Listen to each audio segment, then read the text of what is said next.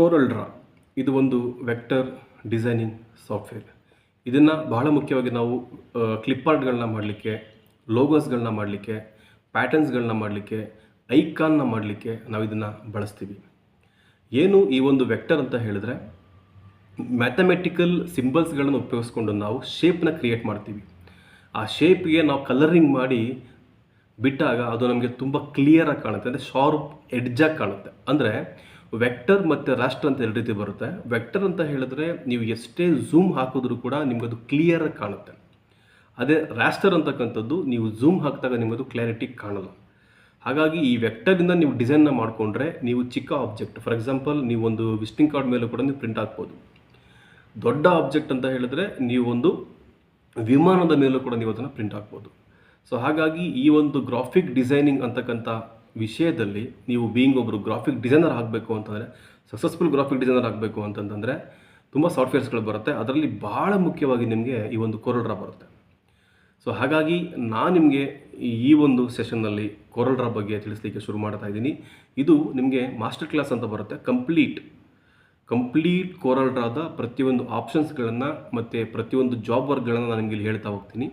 So ನೀವು ಈ ವಿಡಿಯೋಗಳನ್ನ ನೋಡ್ತಾ ಹೋದರೆ ನೀವು ಒಬ್ಬ ಬೇಸಿಕ್ಕಿಂದ ಹಿಡಿದು ಕಂಪ್ಲೀಟ್ ಮಾಸ್ಟರ್ ತನಕನೂ ನೀವು ಕೋರಲ್ ಡ್ರಾನ ಕಂಪ್ಲೀಟ್ ಕಲ್ತ್ಕೋಬೋದು. ಸೊ ಹಾಗಿದ್ಮೇಲೆ ಮತ್ತೆ ತಡ, ಬನ್ನಿ ವಿಡಿಯೋನ ಶುರು ಮಾಡೋಣ.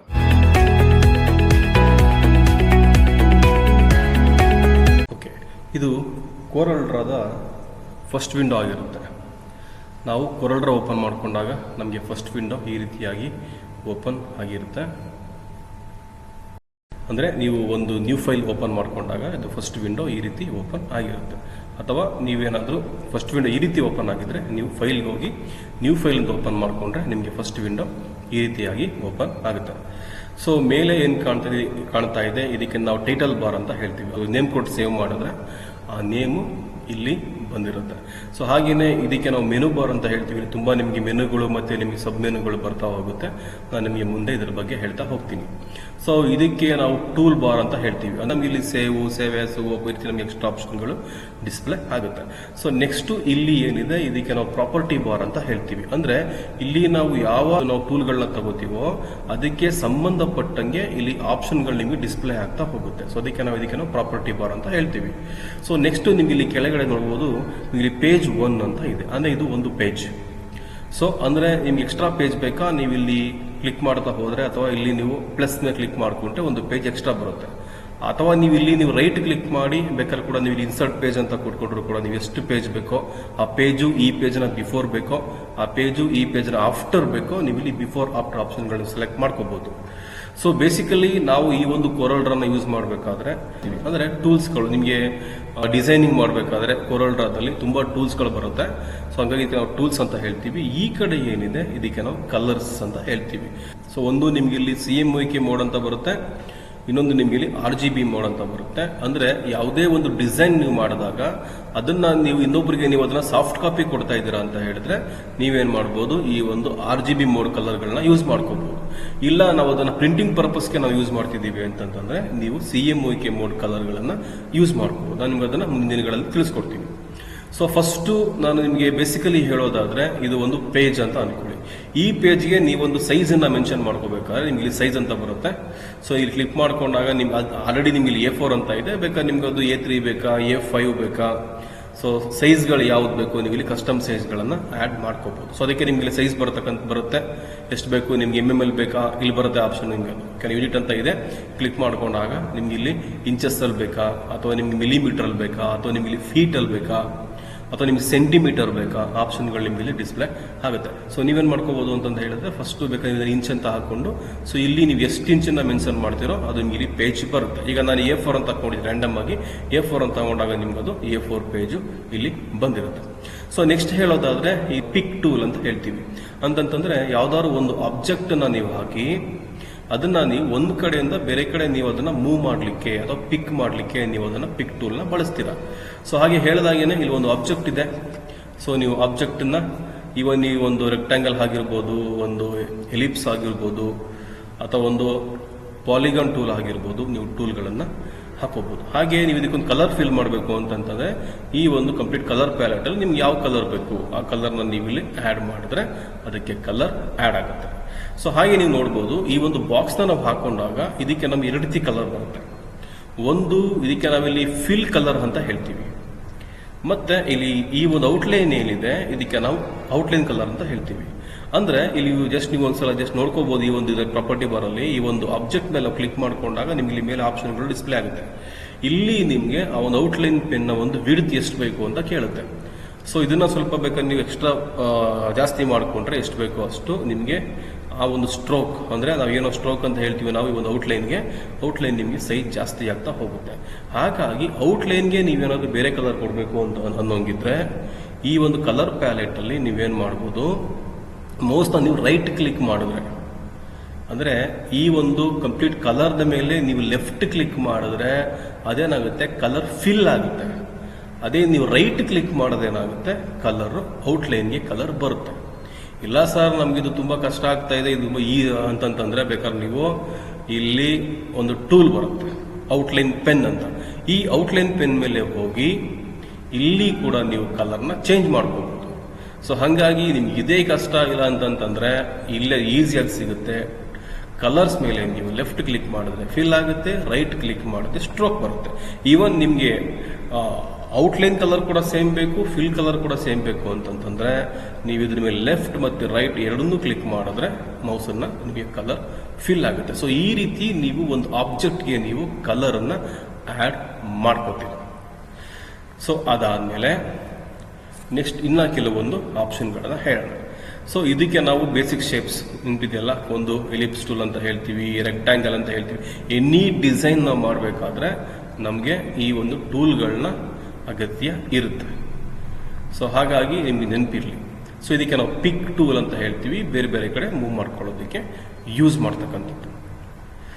ನೆಕ್ಸ್ಟ್ ಹೇಳೋದಾದ್ರೆ ಈ ಒಂದು ಪಿಕ್ ಟೂಲ್ನ ಕೆಳಗಡೆ ನಿಮ್ಗೊಂದು ಟೂಲ್ ಬರುತ್ತೆ. ಟೂಲ್ ನೇಮ್ ಬಂದು ಶೇಪ್ ಟೂಲ್ ಅಂತ ಬರುತ್ತೆ. ಏನು ಈ ಒಂದು ಶೇಪ್ ಟೂಲ್ ಅಂತ ಹೇಳಿದ್ರೆ ಇದ್ರ ಮೇಲೆ ಕ್ಲಿಕ್ ಮಾಡ್ಕೊಂಡಾಗ ಅದರ ಒಂದು ಹೆಸರೇ ಹೇಳಾಗೇನೆ ಆಬ್ಜೆಕ್ಟ್ಗಳನ್ನ ನಾವು ಹಾಕೊಂಡಾಗ ಅದನ್ನ ಬೇರೆ ಬೇರೆ ರೀತಿಯ ನಾವು ಶೇಪ್ಗಳನ್ನ ಮಾಡಲಿಕ್ಕೆ ನಾವು ಈ ಒಂದು ಶೇಪ್ ಟೂಲ್ನ ಬಳಸ್ತೀವಿ. ಫಾರ್ ಎಕ್ಸಾಂಪಲ್ ಇದು ಒಂದು ರೆಕ್ಟ್ಯಾಂಗಲ್ ಅಂತ ಅನ್ಕೊಳ್ಳಿ.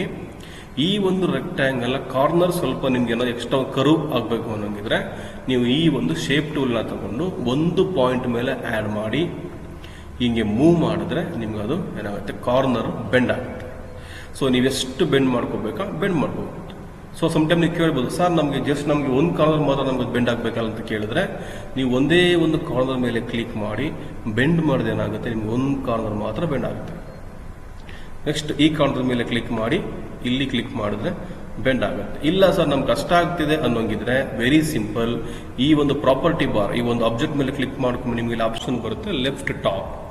ಸೊ ಇಲ್ಲಿ ನೀವು ಫಾರ್ ಎಕ್ಸಾಂಪಲ್ ಒಂದು 20 mm ಅಂತ ಹಾಕಿದ್ರೆ ಈ ಕಡೆ ಮಾತ್ರ ಬೆಂಡ್ ಆಗುತ್ತೆ. ಸೊ ಇದು ನಿಮಗೆ ರೈಟ್ ಟಾಪ್, ಈ ಕಡೆ ಬೆಂಡ್ ಆಗಬೇಕಾ ಇಲ್ಲಿ ಆ್ಯಡ್ ಮಾಡ್ಕೊ, ಅಥವಾ ನಿಮ್ಗೆ ಕೆಳಗಡೆ ಬೇಕು ಅಂತಂದ್ರೆ ಇಲ್ಲಿ ನೀವು ರೈಟ್ ಬಾಟಮ್ ಈ ಆಪ್ಷನ್ ಸೆಲೆಕ್ಟ್ ಮಾಡ್ಕೊಂಡು ನೀವು ಇದು ಕೊಟ್ಕೊಂಡು 20 mm ಅಂತ ಕೊಟ್ರೆ ನಿಮಗೆ ಈ ಕೆಳಗಡೆ ಕಾರ್ನರ್ ಬೆಂಡ್ ಆಗಿರುತ್ತೆ. ಸೊ ಹೀಗೆ ನೀವು ಈ ಒಂದು ಶೇಪ್ ಟೂಲ್ನ ಬಳಸ್ಕೋಬಹುದು. ಹಾಗೇನೆ ಈ ಒಂದು ಎಲಿಪ್ಸ್ ಟೂಲ್ಗೂ ಕೂಡ ನೀವು ಈ ಒಂದು ಶೇಪ್ ಟೂಲ್ನ ತಗೊಂಡು ಈ ಕಾರ್ನರ್ ಇಂದ ನೀವು ಹಿಂಗೆ ಬೆಂಡ್ ಮಾಡ್ಕೊಂಡು ಹೋದ್ರೆ ಸೊ ನಿಮ್ಗೆ ಇದು ಕೂಡ ಒಂದು ಶೇಪ್ ಆಗಿ ಕನ್ವರ್ಟ್ ಆಗುತ್ತೆ. ಈವನ್ ನೀವು ಈ ಒಂದು ಪಾಲಿಗಾನ್ ಟೂಲ್ ಕೂಡ ನೀವು ಶೇಪ್ ಟೂಲ್ ತಗೊಂಡು ಒಂದು ಪಾಯಿಂಟ್ ಮೇಲೆ ಕ್ಲಿಕ್ ಮಾಡಿ ಹೀಗೆ ಡ್ರ್ಯಾಗ್ ಮಾಡಿದ್ರೆ ಸೊ ಅದು ಕೂಡ ನಿಮ್ಗೊಂದು ಡಿಸೈನ್ ಆಗಿ ಕನ್ವರ್ಟ್ ಆಗ್ತಕ್ಕಂಥದ್ದು. ಸೊ ನಿಮಗೆ ಆಪ್ಷನ್ ಬರುತ್ತೆ ನಂಬರ್ ಆಫ್ ಸೈಡ್ಸ್ ಅಂತ. ನೀವು ಎಷ್ಟು ಸೈಜ್ಗಳನ್ನ ಸೈಡ್ಸ್ ಜಾಸ್ತಿ ಮಾಡ್ಕೋತೀರೋ ನಿಮ್ಗೆ ಅಷ್ಟು ಸೈಡ್ಸ್ ಅದು ಜಾಸ್ತಿ ಆಗುತ್ತೆ. ಸೊ ಹೀಗೆ ನಾವು ಶೇಪ್ ಟೂಲ್ ತಗೊಂಡು ನಾವು ಶೇಪ್ಗಳನ್ನ ಕ್ರಿಯೇಟ್ ಮಾಡಲಿಕ್ಕೆ ನಾವು ಯೂಸ್ ಮಾಡ್ತೀವಿ.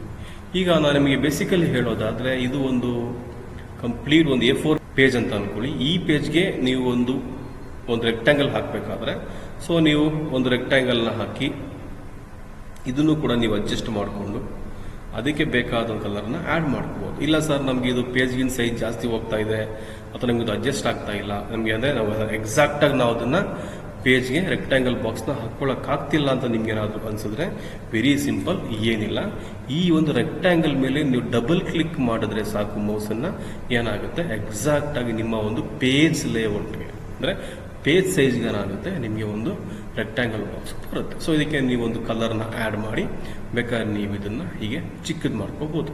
ಮತ್ತೆ ಡಬಲ್ ಕ್ಲಿಕ್ ಮಾಡಿದ್ರೆ ಆ ಪೇಜ್ನ ಹಿಂದೆ ನಿಮಗೆ ಇನ್ನೊಂದು ಪೇಜ್ ಬಂದಿರುತ್ತೆ. ಮತ್ತೆ ನೀವು ಡಬಲ್ ಕ್ಲಿಕ್ ಮಾಡಿದ್ರೆ ಅಗೇನ್ ಆ ಪೇಜ್ನ ಹಿಂದೆ ನಿಮಗೆ ಇನ್ನೊಂದು ರೆಕ್ಟ್ಯಾಂಗಲ್ ಬಂದಿರುತ್ತೆ. ನೋಡಿ ತೋರಿಸ್ತೀನಿ, ಇದು ಹಿಂದೆ ಇರುತ್ತೆ. ಸೊ ಹೀಗೆ ನೀವೇನು ಮಾಡ್ಕೋಬೋದು ಅಂದರೆ ಎಕ್ಸಾಕ್ಟಾಗಿ ನೀವು ಡಬಲ್ ಕ್ಲಿಕ್ ಮಾಡಿದ್ರೆ ನೀವು ರೆಕ್ಟ್ಯಾಂಗಲ್ ಮೇಲೆ ನಿಮಗೆ ಒಂದು ರೆಕ್ಟ್ಯಾಂಗಲ್ ಬಾಕ್ಸ್ ಬರುತ್ತೆ. ಸೊ ನೀವು ಇದಕ್ಕೊಂದು ಕಲರ್, ಅಗೈನ್ ಡಬಲ್ ಕ್ಲಿಕ್, ಇದಕ್ಕೊಂದು ಕಲರ್,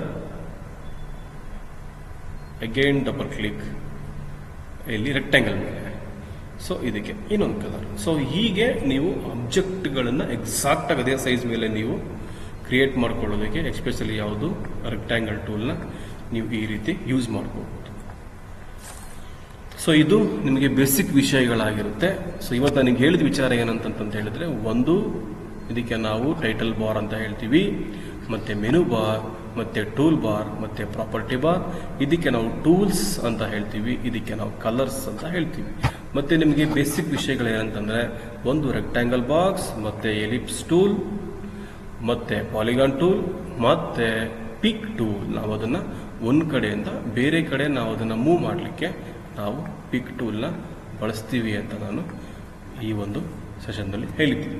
ಸೊ ಇಷ್ಟು ವಿಚಾರಗಳು ಬೇಸಿಕಲ್ಲಿ ನಿಮ್ಗೆ ಅರ್ಥ ಆಗಿದ್ದರೆ ಮುಂದಿನ ವಿಡಿಯೋಗಳನ್ನು ನಾನು ನಿಮಗೆ ಜಾಬ್ ವರ್ಕ್ಗಳು, ಫಾರ್ ಎಕ್ಸಾಂಪಲ್ ಒಂದು ವಿಸಿಟಿಂಗ್ ಕಾರ್ಡ್ಸ್ ಆಗಿರ್ಬೋದು, ID ಕಾರ್ಡ್ಸ್ ಆಗಿರ್ಬೋದು, ನಿಮಗೆ ಬ್ರೋಚರ್ಸ್ಗಳಾಗಿರ್ಬೋದು, ಇದು ಈ ರೀತಿ ನಾವು ಕೆಲವೊಂದು ನಾವು ಜಾಬ್ ವರ್ಕ್ಗಳನ್ನು ನಾವು ಈ ಟೂಲ್ಗಳನ್ನು ಬಳಸ್ಕೊಂಡು ಯಾವ ರೀತಿ ನಾವು ವರ್ಕ್ ಮಾಡ್ತೀವಿ, ಮತ್ತು ಈ ಪ್ರತಿ ಒಂದು ಟೂಲ್ಗಳ ಮಹತ್ವ ಏನು ಅಂತ ನಾನು ನಿಮಗೆ ಮುಂದಿನ ವಿಡಿಯೋಗಳನ್ನ ನಿಮಗೆ ತಿಳಿಸ್ಕೊಡ್ತೀನಿ. ಸೊ ಫೈನಲಿ ಈ ಥರ ನಿಮ್ಮ ಒಂದು ಇನ್ ಕೇಸ್ ಏನಾದರೂ ಕೆಲವೊಂದು ಡಿಸೈನ್ಸ್ಗಳನ್ನ ನೀವು ಮಾಡಿ ಆದಮೇಲೆ ಹೇಗೆ ನೀವು ಅದನ್ನು ಸೇವ್ ಮಾಡ್ಕೋತೀರಾ ಅಂತ ಹೇಳಿದ್ರೆ ನಿಮಗೆಲ್ಲ ಗೊತ್ತಿರುತ್ತೆ. ಫೈಲ್ಗೆ ಹೋಗ್ತೀರಾ, ಇಲ್ಲಿ ಸೇವ್ ಅಂತ ಆಪ್ಷನ್ ಬರುತ್ತೆ. ಸೇವ್ ಅಂತ ಕ್ಲಿಕ್ ಮಾಡ್ಕೊಂಡ್ಮೇಲೆ ನೀವು ಅದನ್ನು ನಿಮಗೆ ಬೇಕಾದ ಏರಿಯಾದಲ್ಲಿ ನೀವು ಅದನ್ನು ಸೇವ್ ಅಂತ ಮಾಡ್ಕೋತೀರ. ಫಾರ್ ಎಕ್ಸಾಂಪಲ್ ಡೆಸ್ಕ್ಟಾಪ್ ಆಗಿರ್ಬೋದು ಅಥವಾ C ಡ್ರೈವ್, E ಡ್ರೈವ್ ಯಾವುದಾದ್ರು ಆಗಿರ್ಬೋದು. ಸೊ ಇಷ್ಟು ಇವತ್ತಿನ ವಿಚಾರ ಆಗಿತ್ತು. ಫಸ್ಟು ನೀವು ಇಷ್ಟನ್ನು ಪ್ರಾಕ್ಟೀಸ್ ಮಾಡಿಕೊಂಡ್ರೆ ನಾನು ನಿಮಗೆ ಮುಂದಿನ ವಿಡಿಯೋಗಳಲ್ಲಿ ಇನ್ನೂ ಹೆಚ್ಚಿನ ವಿಚಾರಗಳನ್ನು ಹೇಳ್ತೀನಿ. ಅಥವಾ ನಿಮಗೇನಾದರೂ ಕೊರೋನಾ ಸಂಬಂಧಪಟ್ಟಂಗೆ ನಿಮಗೇನಾದರೂ ಕೆಲವೊಂದು ಡೌಟ್ಸ್ಗಳಿದ್ರೆ ದಯವಿಟ್ಟು ಈ ಒಂದು ವಿಡಿಯೋ ಕಮೆಂಟ್ ಸೆಕ್ಷನ್ನಲ್ಲಿ ಮೆನ್ಷನ್ ಮಾಡಿರಿ. ನಾನು ಆ ಒಂದು ವಿಡಿಯೋಗಳನ್ನು ಮಾಡುವಂಥ ಪ್ರಯತ್ನ ಮಾಡ್ತೀನಿ. ಸೊ ಇಷ್ಟೊತ್ತು ಈ ಒಂದು ವಿಡಿಯೋ ನೋಡಿದ್ದಕ್ಕೆ ಪ್ರತಿಯೊಬ್ಬರು ಕೂಡ ಧನ್ಯವಾದಗಳು. Thank you so much.